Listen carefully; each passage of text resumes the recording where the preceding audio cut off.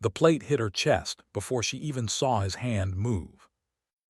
Hot gravy soaked through her apron while the whole room went quiet. A grown man stood over her, grinning, telling her to get down on her knees and clean it up. Nobody in there moved. Not the cook. Not the regulars. And not the old man in the corner booth, the one wearing a patch on his back that should have made every person in that room very, very careful. He just sat there, wrapped both hands around his coffee cup, and stared at the table. Her name was Abby Crane. She had been invisible in that diner for 10 years, and so had he. Why would a man like that sit and watch his own daughter get humiliated? The answer is the reason this story matters. You want to hear it? Stay with me on this one. Let's back up 2 hours, because you need to understand this town and these two people before any of it makes sense. Millhaven, Ohio. 4,000 people, one stoplight, and a strip of businesses on Route 9 that used to be busy back when the plant was open. The Red Line Diner sat in the middle of that strip. Vinyl booths, a counter with 11 stools, and a cook named Marv Kowalski who owned the place, and still worked the flat top himself at 68 because he couldn't afford not to. Abby Crane worked the floor. 34 years old, double shifts 5 days a week, and a 7-year-old boy named Tyler who did his homework in booth 4 every afternoon, because a babysitter costs money and Abby didn't have any. Her husband left when Tyler was 2. Just gone one morning, truck and all. Abby never chased him and never talked about him. She poured coffee, she remembered everybody's order, and she went home tired. That was her whole life, and she never once complained about it out loud. Believe me, I checked. People in that town will tell you the same thing. Abby Crane never asked anybody for anything. Now the old man in the corner.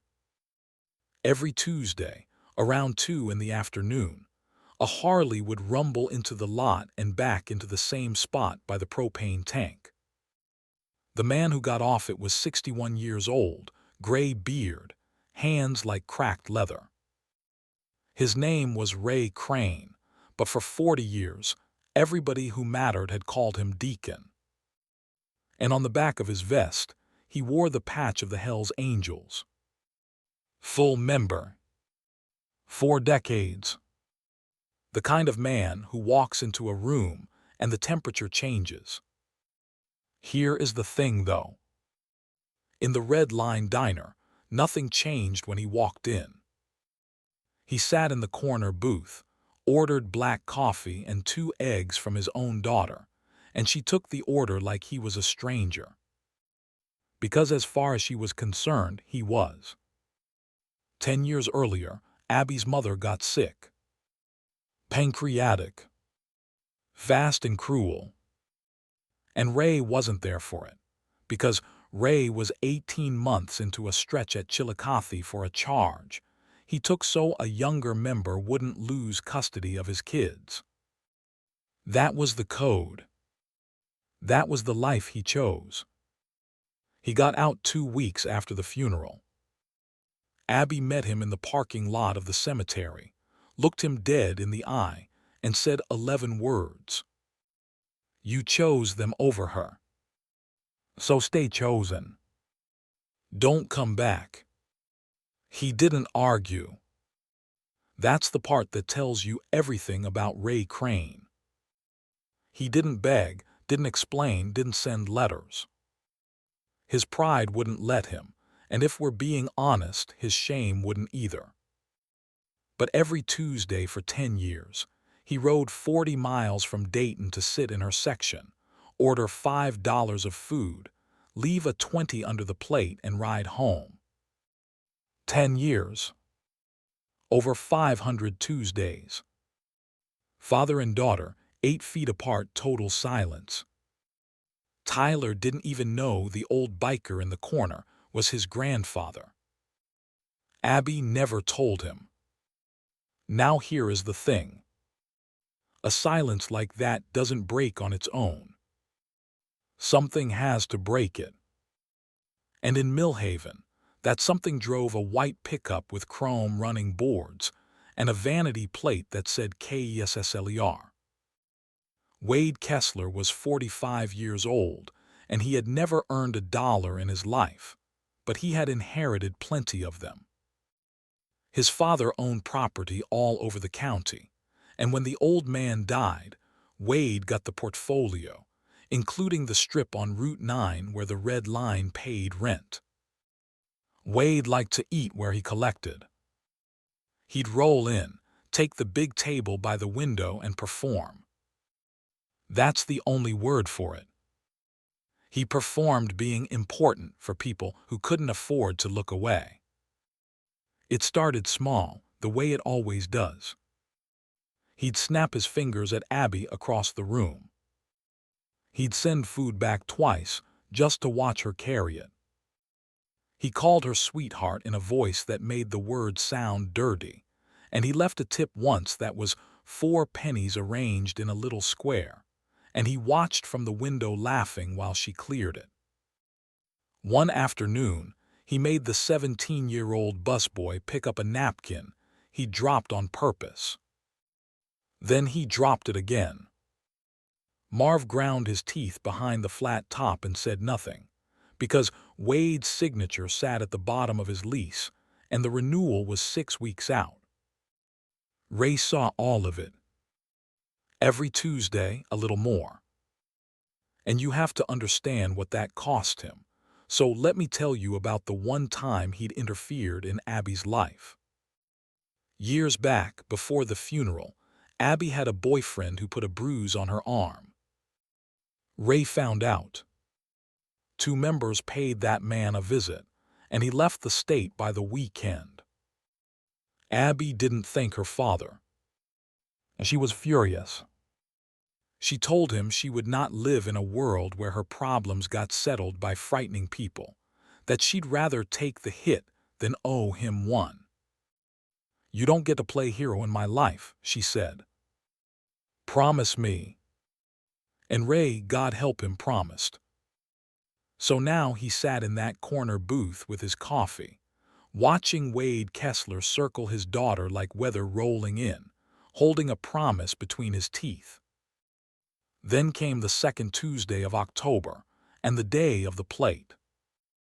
Wade came in at the tail end of lunch with 2 contractors from Columbus, loud, celebrating something. He sent the coffee back for being cold. It wasn't. He sent the second cup back for being bitter. It wasn't.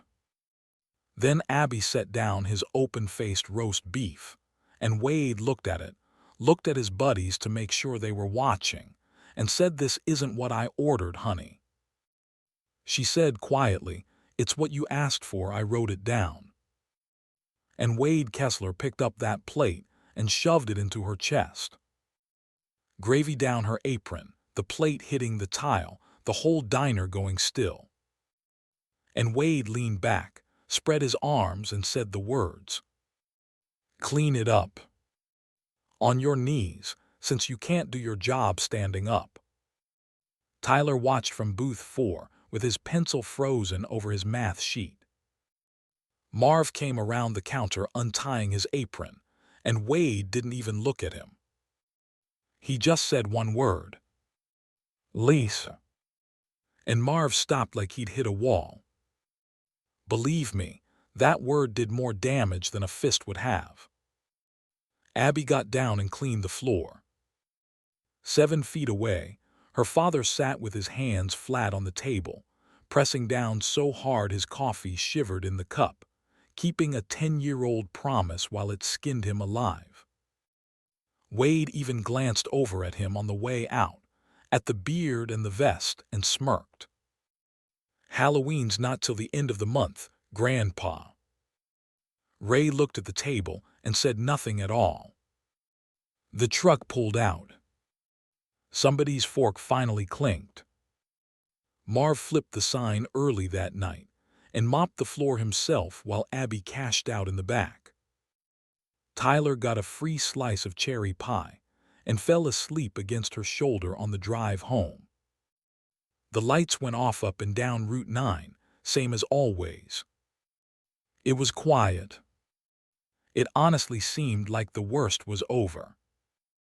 At 9 the next morning, Wade Kessler walked back into the Red Line with a folder under his arm and a smile on his face, and he taped a notice to the front window while the breakfast crowd watched. And just like that, this stopped being a story about one rude man, because that notice said the building had been sold, 60 days to vacate, and it wasn't just the diner. Wade had quietly bought the whole strip and the apartment block on 5th Street behind it, the one where Abby and Tyler lived, the one where half of Marv's customers lived. He had a deal lined up with a developer called Clearline out of Columbus. Flatten everything, build storage units and a truck plaza. He had a law firm, a friendly county inspector, and 2 members of the zoning board who owed his late father favors. Stay with me, because this is the moment the story changes shape. Yesterday, Abby's problem was a bully. Today, her problem was a machine.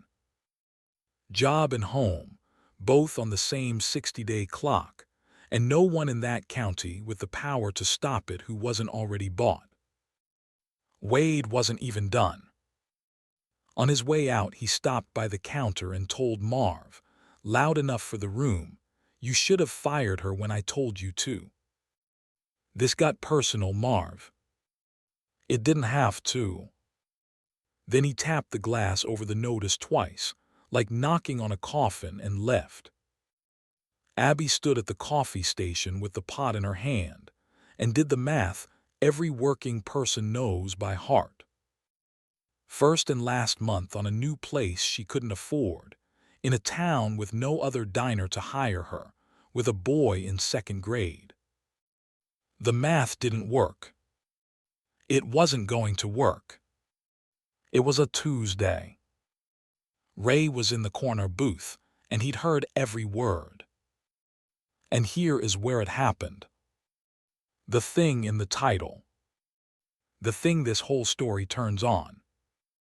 The lunch rush died, and Abby made herself a grilled cheese she had no appetite for, because Marv insisted she eat something. She stood there holding that plate, and the plate was shaking, and she looked at the back of her father's gray head. 10 years of silence. 500 Tuesdays. And Abby Crane, who never asked anybody for anything, carried her sandwich across that floor, stopped at the corner booth, and said, in a voice like she was 7 years old again, "Dad, can I eat with you?" Ray Crane had taken beatings in his life. He'd been stabbed once outside a bar in Fresno and didn't go down. But 4 words from his daughter broke him in half right there in the booth. He looked up at her for the first time in a decade, and whatever pride had been holding his spine straight for 10 years just quit. He said, "Yeah," and his voice cracked on it. "Sit down, baby." She sat. She didn't cry pretty either. She cried the way tired people cry, all at once, into a grilled cheese, while her father held her hand across a diner table. She never asked him for help. That matters, so remember it. She only wanted her dad. But she told him everything, the notice, the apartment, the 60 days, because that's what you do at that table. And Ray listened the way he'd listen to a rattle in an engine, and then he went out to the lot and made some phone calls. Thursday morning at 8, the sound came up Route 9 like a storm front. 12 Harleys rolled into the Red Line's lot and backed in side by side, chrome all facing the road. A dozen members came in, filled the counter and 3 booths, and ordered the biggest breakfast Marv had rung up in 15 years. Tipped in cash called Abby Ma'am, stacked their own plates. And when Wade Kessler's white truck screeched in around 9 and he came through the door yelling about loitering, the room went quiet, and he finally read the back of the nearest vest.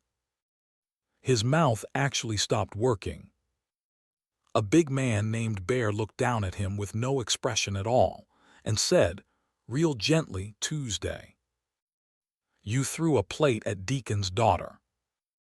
Wade turned and saw the old man from the corner booth standing in the middle of them, and watched 40 years of reputation land on him all at once. Every drop of color left that man's face. If you're still with me, hit that subscribe button, because what this club did next is not what Wade feared. It was smarter, and it was so much worse for him. Wade did what men like Wade do. He called the sheriff. 2 deputies showed up to find legally parked motorcycles and a diner full of paying customers eating pancakes. 1 deputy stayed for eggs. Wade stood in the lot screaming about intimidation while Bear waved at him through the window, and there was nothing on earth to charge anybody with. So Wade escalated. Monday, a county inspector Wade played golf with condemned the diner's kitchen on a surprise inspection, citing a report nobody had ever seen. Water shutoff scheduled. Padlock within the week. That was the system flexing, and a system doesn't care how many motorcycles you have. But here is what Wade Kessler never understood about a 40-year charter. It isn't just muscle. It's people. Bear's wife, Ruthie, had been a paralegal for 31 years. A retired member everyone called Cash had spent 2 decades as a county title clerk and still drank coffee with half the recorder's office. And Deacon knew a reporter named Dana Whitfield who'd been waiting years for a story with teeth. So while Wade thought he was fighting bikers, he was actually fighting paperwork. Ruthie pulled the inspection report and found the signature of an inspector who had retired 2 years before the date on the document. A forgery, notarized and filed. Cash walked the title history and found something better. Every tenant Wade had pushed out of his father's buildings, 41 families over 6 years, had security deposits that never touched an escrow account, which in Ohio is not a mistake. It's theft repeated with a pattern. The old ladies of the club spent a week finding those families and taking statements at kitchen tables. By Friday, there was a box of certified copies, sworn statements and bank records, and a very long tip letter addressed to the state attorney general's office. Deacon didn't threaten anybody. He just built a file. Then he waited for Wade to do what bullies always do when they stop being feared. Something stupid in public. Saturday came and Wade delivered. 9 in the morning, the red line packed wall to wall, because word travels in a town like Millhaven. 43 motorcycles in the lot now, members up from 3 states, but also half the town. The pastor. The families from 5th Street.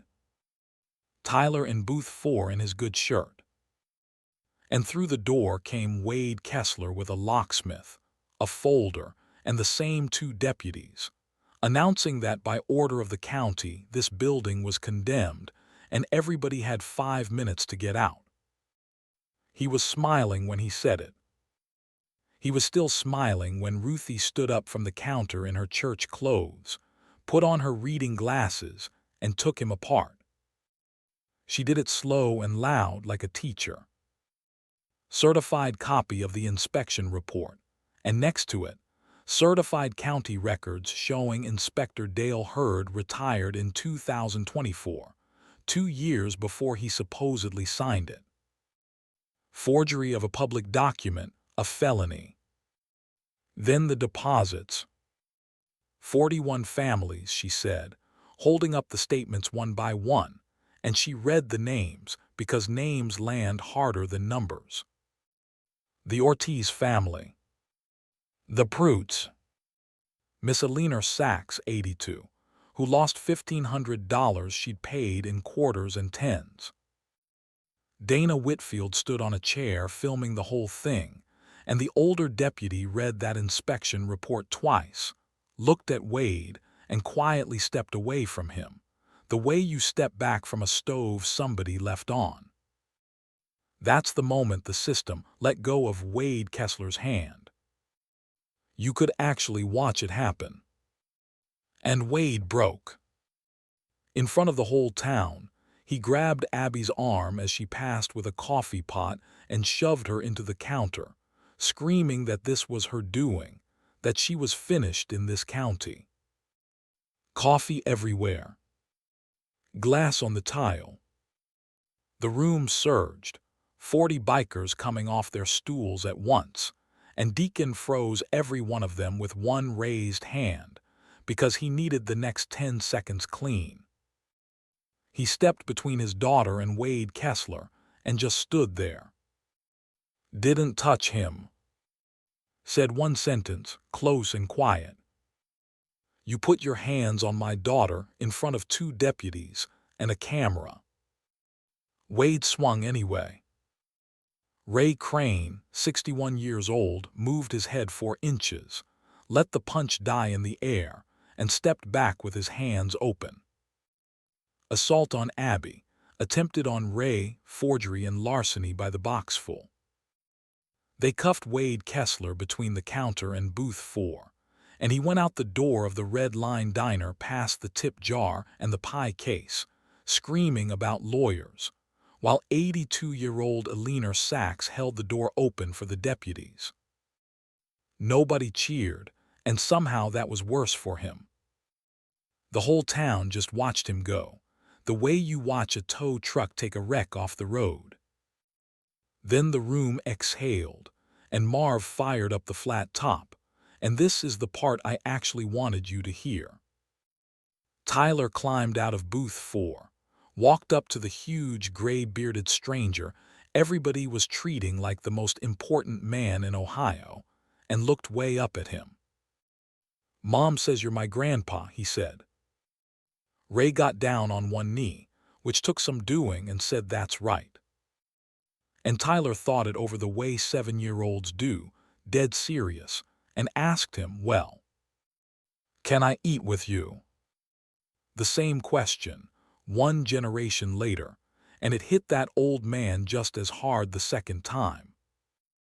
Ray Crane sat in the corner booth where he'd eaten alone for 10 years, with his grandson on one side and his daughter on the other, and Abby brought 3 plates and then sat down and let somebody else pour the coffee for once. They ate. That's it. That's the whole miracle. Eggs and toast, and a kid stealing bacon off a Hell's Angels plate, while 40 bikers pretended they weren't all watching the corner booth and grinning into their cups. The aftermath took months, the way real justice does. The Attorney General's office had that tip file for 9 days before investigators came to Millhaven, and by spring Wade Kessler stood in a county courtroom facing 11 felony counts. Forgery, larceny, tampering with records, and the assault, which 43 witnesses and 1 very clear video made simple. He took a plea. 4 years, restitution to 41 families, and the Clearline deal died on the table, because developers don't buy lawsuits. The buildings went to auction, and a landlord out of Springfield bought the Strip and the 5th Street block and honored every lease, mostly because Ruthie sat in his office for 2 hours explaining the town he was buying into. Miss Alina Sachs got her $1,500 back with interest. She framed the check stub. Marv signed a 10-year lease and put Abby's name next to his on the paperwork, partner, not employee, because he said 30 years of watching, people taught him exactly one thing about who to bet on. The red line got busy again, too.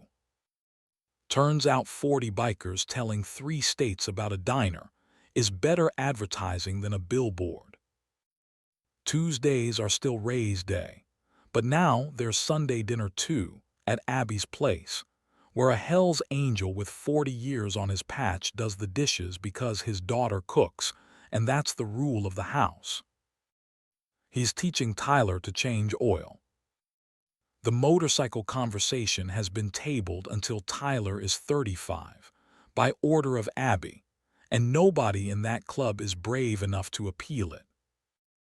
One more thing before I let you go. Somebody at the diner once asked Ray why he sat silent in that corner for 10 years, instead of just walking over and saying sorry. The old man thought about it and said, "Pride keeps your back straight and your house empty." It took a plate of roast beef and 4 words from his girl to teach him that, and he'll tell you he got off cheap.